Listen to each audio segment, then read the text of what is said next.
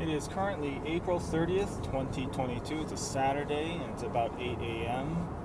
I am currently going out for a little walk in a nearby park area to try and look for some birds. My plan was actually to go out to another area about 30 minutes out of town to see if I could find some new bird species in a different place, and maybe a little bit out of the sort of urban area. But as it happens, I am on call today, so I didn't want to be too far away.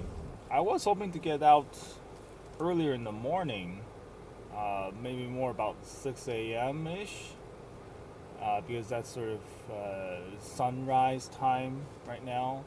But I was woken up last night, related to my call, and took a little while for me to get back to sleep.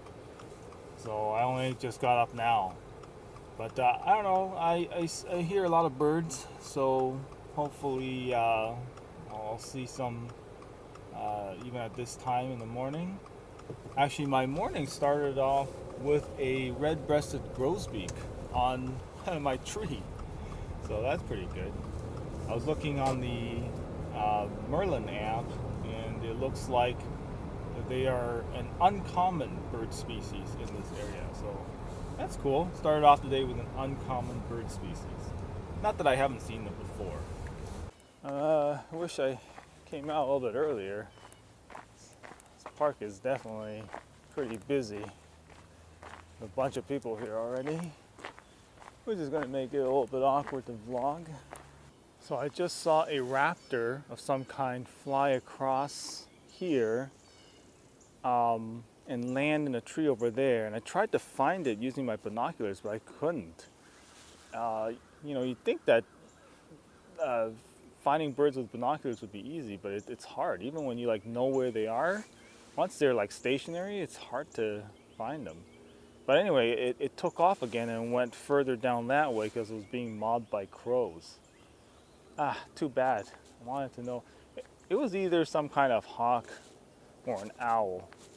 Nice. There's a northern flicker right there. Looks to be a female. I'm going to see if I can get a picture of it. Well, I didn't manage to get a picture of it. I couldn't find it with my binoculars either. It's so hard when they're so small and far away.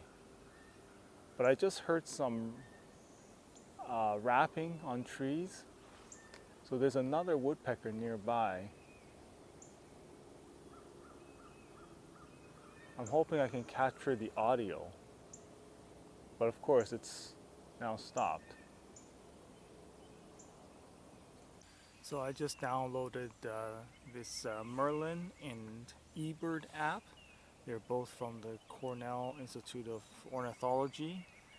The Merlin app is more for trying to find out what birds are. It's got lots of pictures and recordings of bird calls. Ebird is more about tracking birds, and so that's what I'm doing right now. I'm using Ebird to sort of record the birds that I'm seeing, and what it does is it uploads the time and location to a database, worldwide database that other people also contribute to, so you can kind of see what birds are seen where.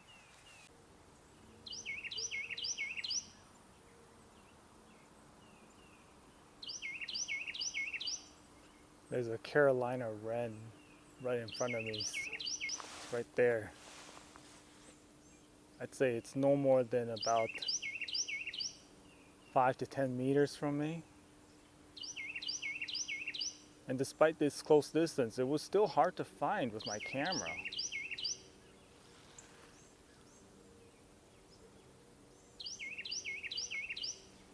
I just realized I forgot to bring birdseed out. That was something I wanted to do, was to just kind of sit down, find a spot, throw down some birdseed, and have them come to me. But in a rush to get out of the house, I forgot it. Sorry, Wren, I have nothing to give you. I just saw some small water birds fly through here. I managed to get some pictures. I don't know how good they are, but I wasn't able to ID them. They had very long legs. And then, just as I was looking, I see a family of geese over there. There's 2 adults and a bunch of little chicks. I'm gonna see if I can get some pictures. Well, I can hear a lot of birds, but not seeing a whole lot. Very difficult to find. Yeah, I can identify blue jay pretty easily, and Carolina wrens. They're pretty easy to recognize as well.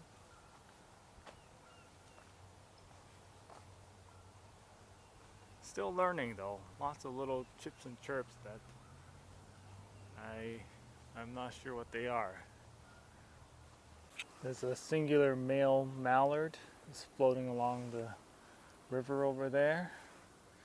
Let's go ahead and put that in Merlin, or Ebird I mean.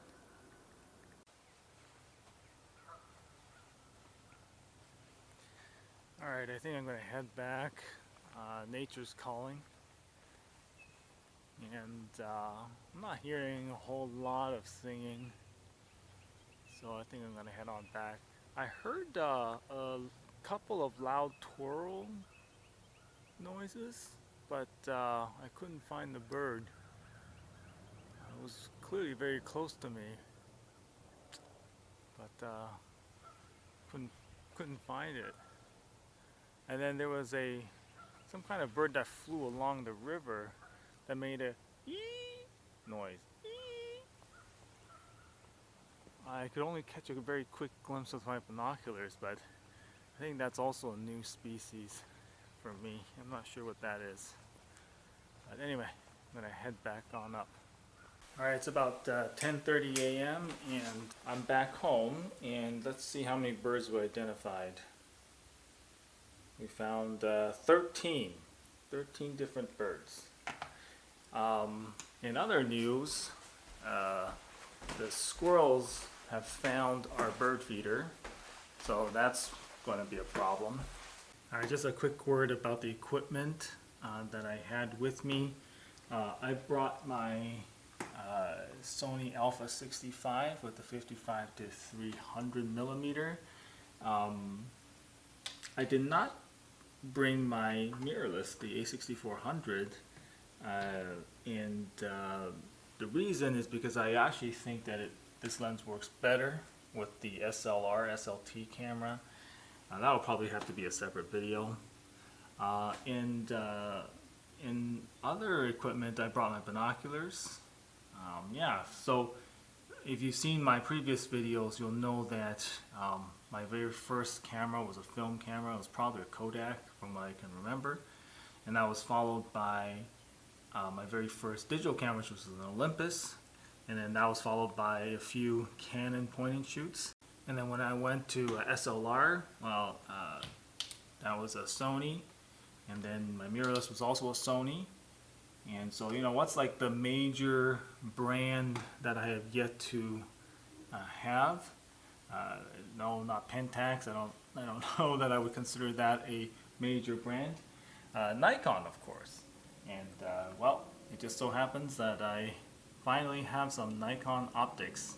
It's not a camera. It's binoculars, but still Nikon. All right, I'm gonna call it here. I'm starving. I haven't even had coffee this morning yet. I'm gonna go fix up some lunch, and that's it.